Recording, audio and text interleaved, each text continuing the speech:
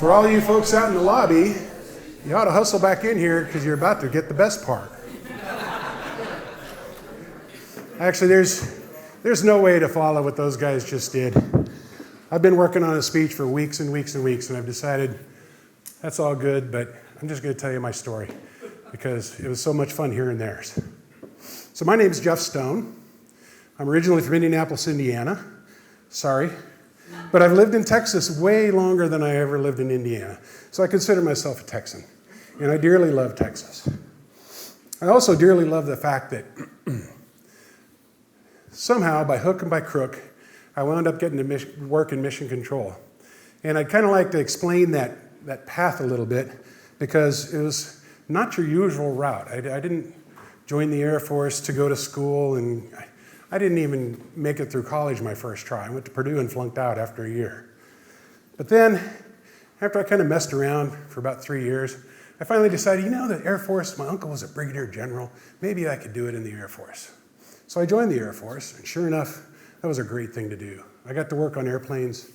I was an F-4 mechanic, and finally realized that there's more to life than just having fun and running around and not really caring what's going on. And so I went back to school, and I graduated from Embry-Riddle Aeronautical University. Fortunately, the Air Force paid for 90% of it. And I got my degree in aircraft maintenance management. Now, that's not really engineering. It's not really science. Aircraft maintenance sounds really impressive, right? You get to fix airplanes, right? And I'm sure the guys flying the airplanes appreciated that. I know I worked really hard at that, and I took it very, very seriously. And it helped me get serious about life a little bit.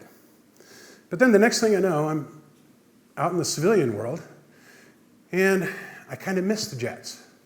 And so I joined the Air Force Reserve, moved back to Texas, and one of the guys that I was in active duty with had gone to A&M and gotten his degree in biomedical engineering and went down to NASA at JSC to apply for a job. Well, the job he applied for was called IFM, In-Flight Maintenance. Now that's kind of a weird idea, right? I mean, what do you mean, in-flight maintenance? Now, back in the old days of the big airplanes like the C-124 and some of the other bombers, they carried mechanics with them, and they could actually crawl out into the wings and change a generator on an engine during flight.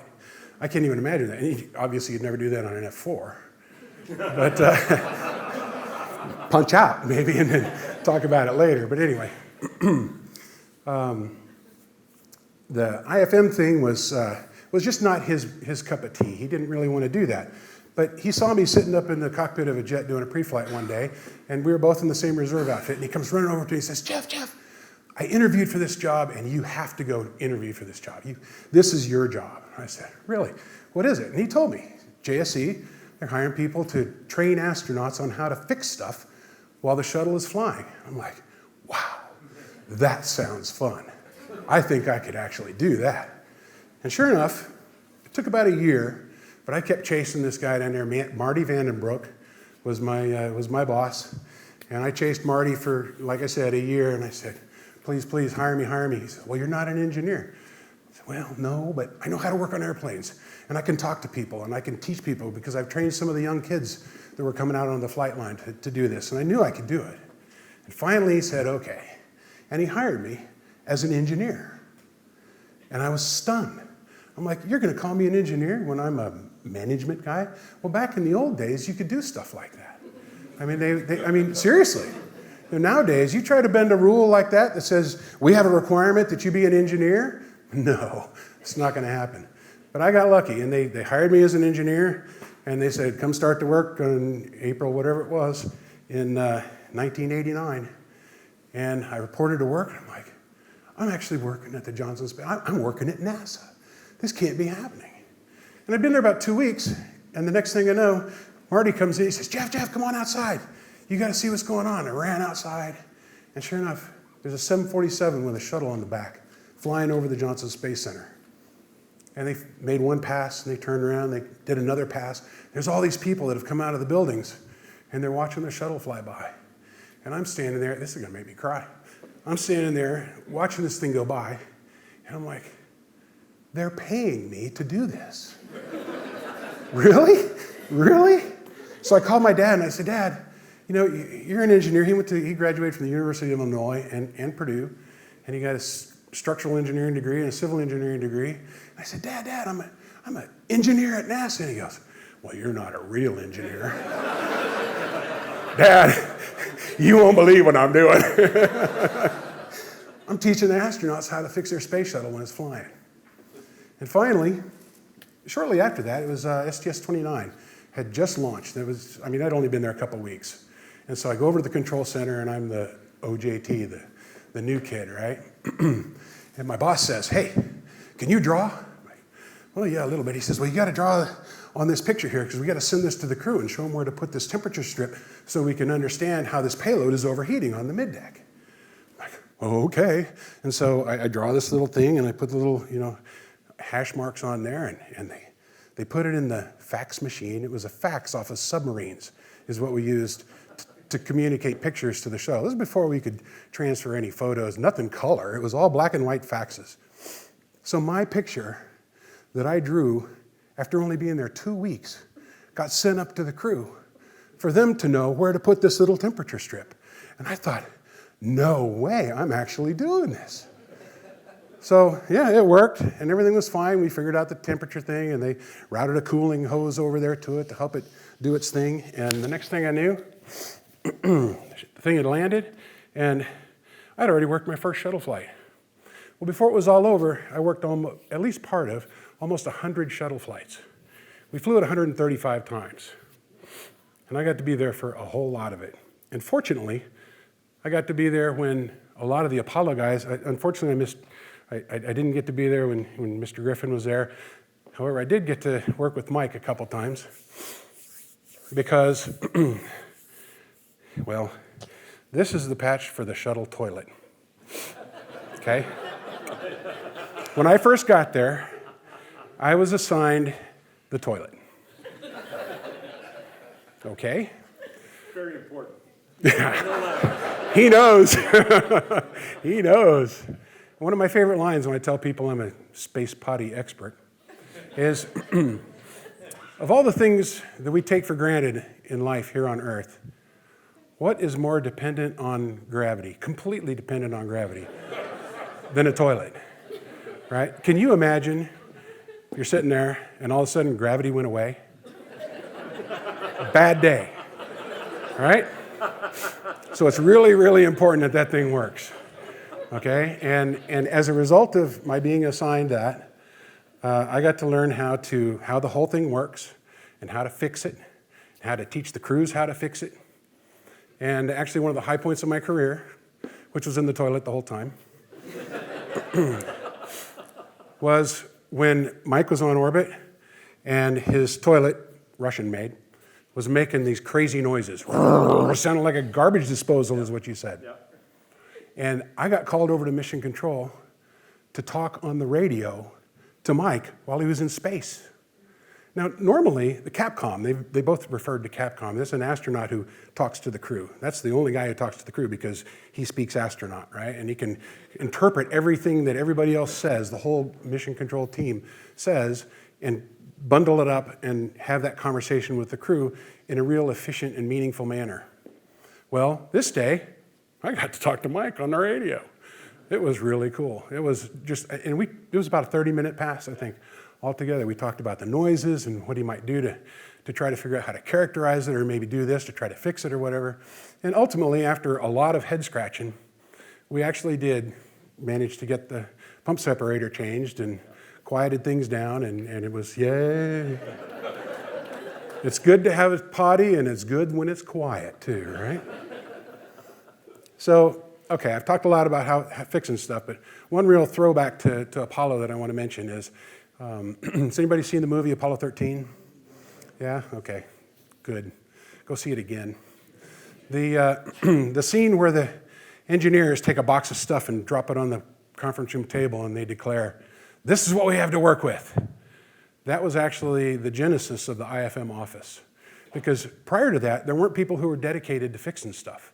It was, like Jerry said, they're just a bunch of kids. They're in there trying to do the job. They don't even know what the job is half the time, and they're trying to do it as they go. But that was the time that we really realized we needed people who were dedicated to fixing stuff. And so that evolved, and when we got to shuttle, We flew a whole bunch of tools. We had procedures that were written and verified, and some of them even done on orbit. And we just had a real professional approach to this. I've made light of a lot of it, but I can tell you that the things that we fixed sometimes were just really amazing. And another high point moment for me in my career was during STS-71. That was the first docking mission with the Russian space station Mir in 1995. And there were some launch delays, which was kind of normal, because like Jerry said, it's a really hard thing to put that bomb into space. And so there were some delays, and they had to unstow stuff out of the vehicle and wait a day and then put everything back in. And finally, they launched. And it was Atlantis, and they got on orbit, and they had to wait a couple of days for their orbit to phase into where Mir was. And during that time, they did what they called rendezvous tool checkout. And for that effort, they turn on the long-range radar and make sure everything's working, the Ku-band radar. And then they also checked out the thrusters and the controls for the thrusters, make sure they were going to be able to fly in and do the approach. And then there was a brand new thing we called it was a handheld laser rangefinder, the HHL. Well, they went to turn on the HHL, and it didn't turn on. So they said, well, change the batteries. They opened it up, there's no battery. They didn't have any spare batteries on board either. That was one of the things that didn't get restowed during all those delays. Yeah. Well, it also turns out this thing doesn't take AA or AAA or even D batteries, for crying out loud. It was 14 volts. What's 14 volts? Well, it turns out we have this little box that we can plug into our 28-volt DC utility outlet and vary the voltage on the output of that to whatever size wire we needed. And so we made up some wires. I was on console for this. It was part of the thing. It was, like I said, so much fun. You're in the middle of this disaster, right? We can't dock with the space station, for crying out loud. And I'm like, yay! I get to fix something. So we figured out the wires. We wrote all this stuff down and sent it up to the crew. And of course, since we had trained them so magnificently, they were able to do that procedure efficiently and in time in order to do the docking. And so they went to Mir, did the docking, and when I normally talk about this, I have a photo. It's a real live NASA photo that the crew took of the aft flight deck windows and the breakout box, that machine, and a multimeter is right there with the wire hanging out of it and the handheld laser right next to it. And in the background, through the aft windows, you can see the Mir space station is docked. And that to me is like, that's the trophy. That's like, we did it. We saved the whole mission just by being able to do that. And it was so exciting. I just can't believe all the times and all the fun that I had when I was doing all that stuff. And it's because I had all these references to Texas. It's because Texas is such a great place, right? I mean, we are so free here. We get to do what we can imagine, which is really important. Hello, Texas. And I'm sure that Texas and Houston is going to be the word associated with space for a long, long time. And for all you young folks out there and for your kids that are coming up and whatever, hey, chase your dream, like they said. Go do it. There's no reason you can't go do it, right? So on that, one last thing I want to say is thank you for paying your taxes.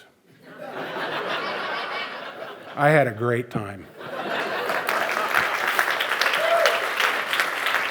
I'm Kim Arvidsson, professor of physics and astronomy here at Schreiner, and unlike the wonderful people that have talked before me, I'm going to talk about the accomplishments of other people, not me.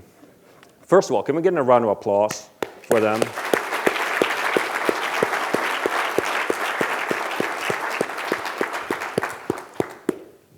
And also, before I start this, shameless plug, as was promised by Don Frazier. There is a star party, and it is on Friday, and it is after dark over there by Lofted Observatory, and if you come, you may even see Jeff, who often volunteers to help me out with these things.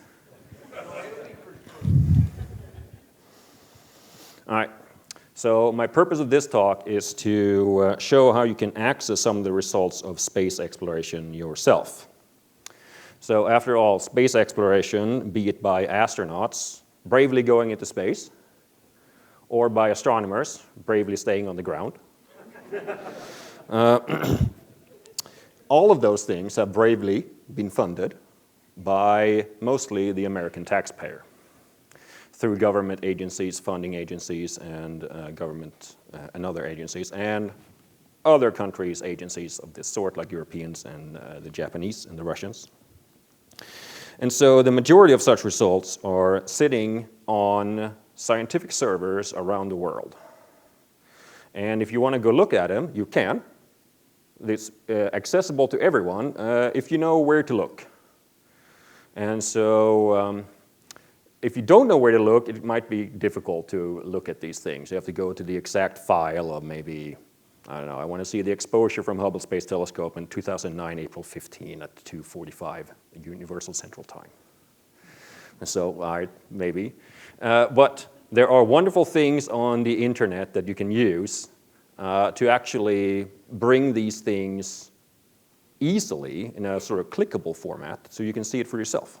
And you should, because it's the universe. And without the need of first going to graduate school and get your astrophysics PhD. That's an advantage. If you don't want to do that, you can still look at cool space stuff.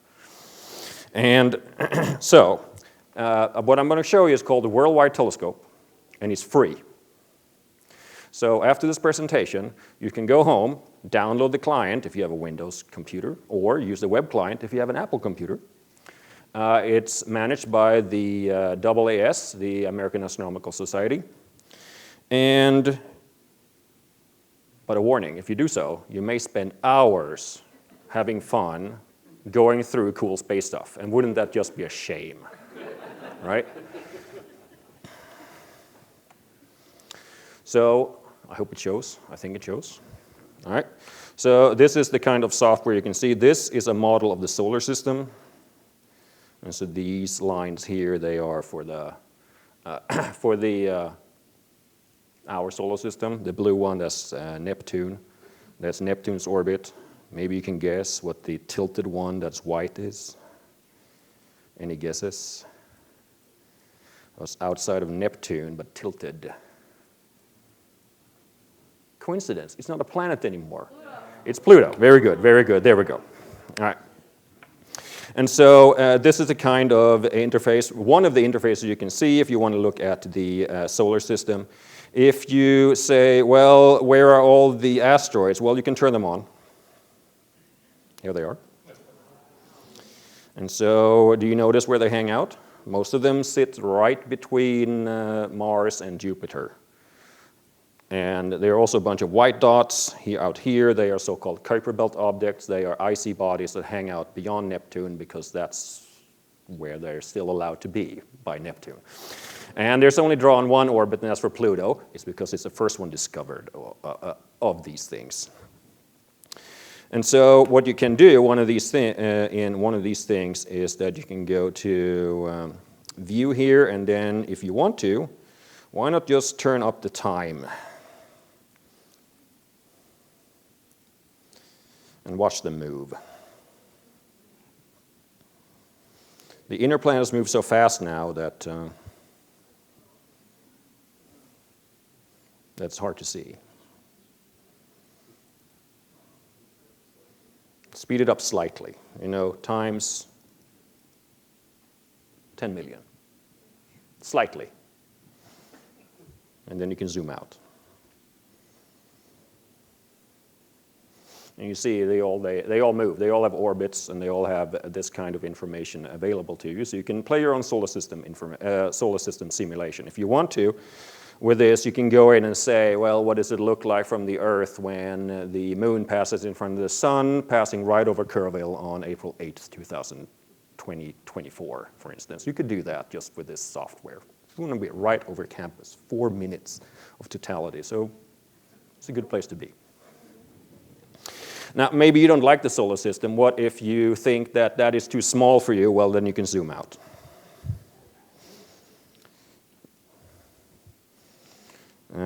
It may be hard to see, but the dots are actually moving when I zoom out.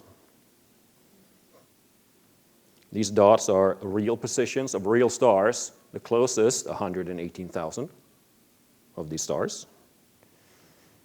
And then you zoom out until you can see the galaxy as a whole. To-scale representation.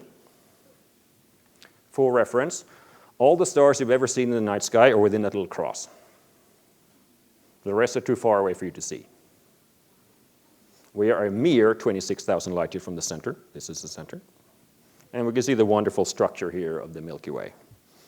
If we view it in profile, it looks like this. And that's because I turned off the simulation that tells you that the thing actually has a volume. You know what? Turn it back on. There we go. And so now this is more realistic. It's about 1,000 light years thick. And it has a bulge there at the center where the stars move in elliptical orbits. That's why they had the bar thing. And the wonderful spiral structure, which, by the way, is a density wave, if you want to know what that is. You know what? Maybe this is too small for you. Let's zoom out, shall we?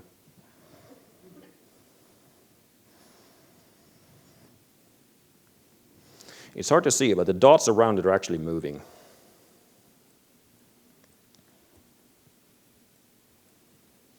Each dot is now not a star anymore, it's a galaxy. Collections of trillions of stars, trillions of them.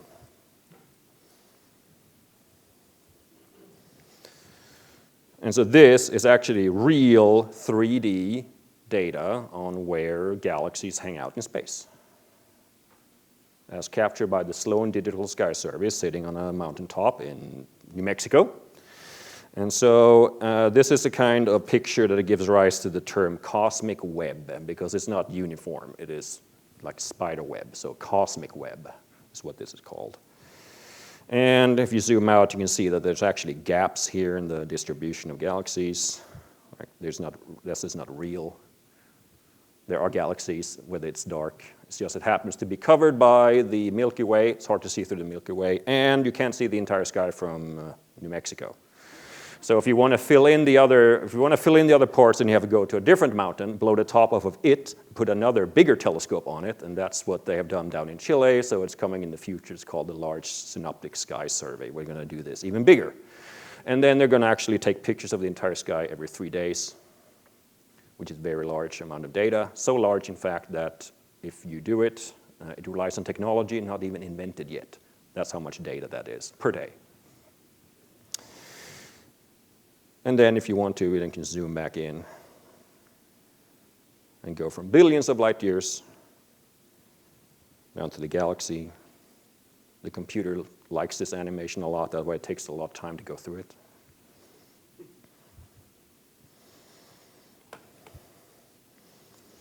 And then turn off the sun, because it's so bright that if you left it on, it would just outshine everything. Now, this is not the only thing you can do. I just looked at the solar system because that's one of the options. There are other options. Oops. What if I want to look at a planet? How about Mars? Who doesn't like Mars? How about going through Mars?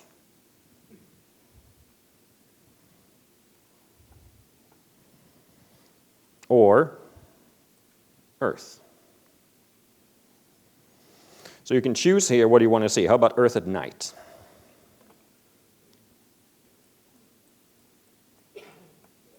With clouds.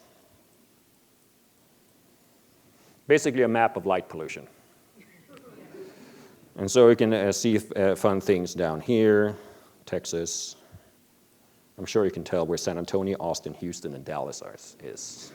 Yeah, it's over here. And then the curve will have up here, Fredericksburg, and you see all this light up here in the West Texas, and this over here to the left is El Paso, and all the metropolitan areas over here is not metropolitan at all. This is the oil and gas industry in West Texas, giving off light pollution.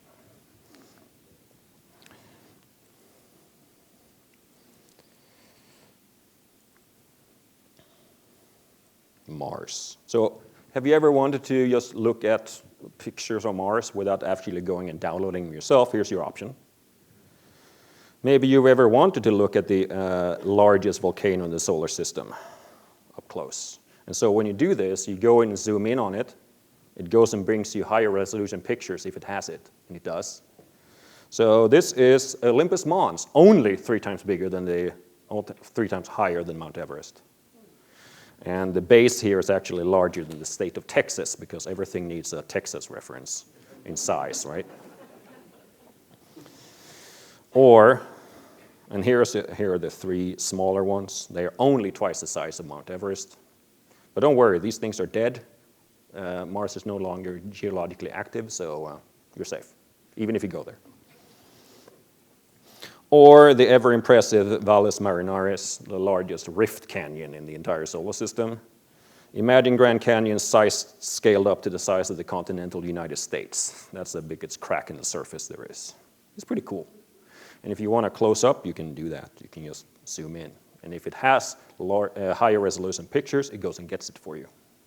You don't even have to go and research that for yourself. How about not more on planets? What about the sky itself? Well, there's a map. And it says, okay, this is the so-called Digitized Sky Survey, which is a bunch of pictures with light you can see in your eyes. What if you don't want that? What if you instead want, you know what, how about infrared? Well, here you go. WISE survey, wide infrared survey, extraordinaire. And now you're no longer looking at a star. This is dust, galactic dust shining at you. Or if you want ionized gas in the galactic plane, if you want to see where all the powerful stars are, well, here they are, blowing up stuff for your viewing pleasure.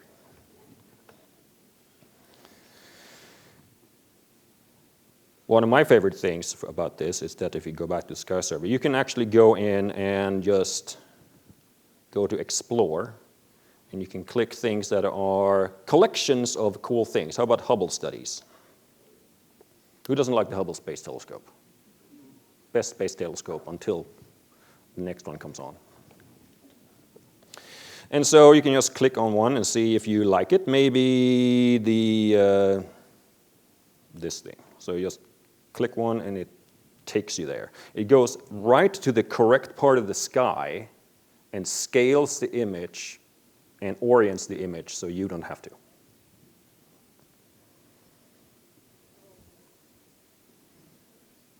This is a nova remnant. It's a star that exploded a little. Just a little, didn't destroy it. And the outward gas layers being exploded go out into space. They get bigger and bigger. Eventually it'll be so faint you can't see them anymore, and it repeats this process every now and then. So you see multiple layers of explosions. That's why it looks so cool. And down here, if you just point at a particular part of the sky, you can just go, oh, you know what, I want this image instead. Or this. Or this.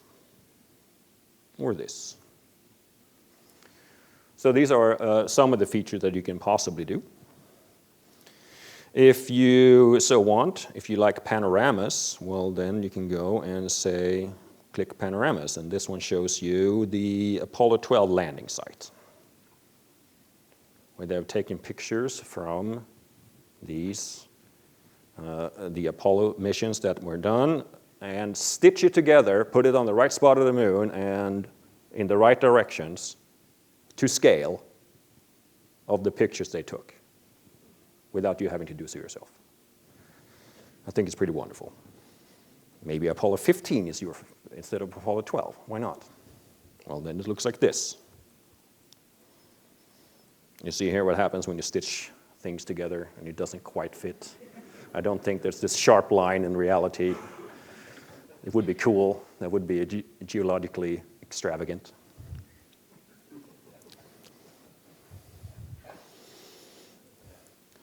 Or if you like telescopes on Earth, here's a sub-millimeter array. You know, there's so many options here that I really, really don't have time to show you even 10%. But if you want the results of space exploration by astronauts or astronomers in every form, if it is accessible through here, you can just click your way through and have hours of fun doing so. And so I thank you for your attention, and I hope you have a wonderful evening.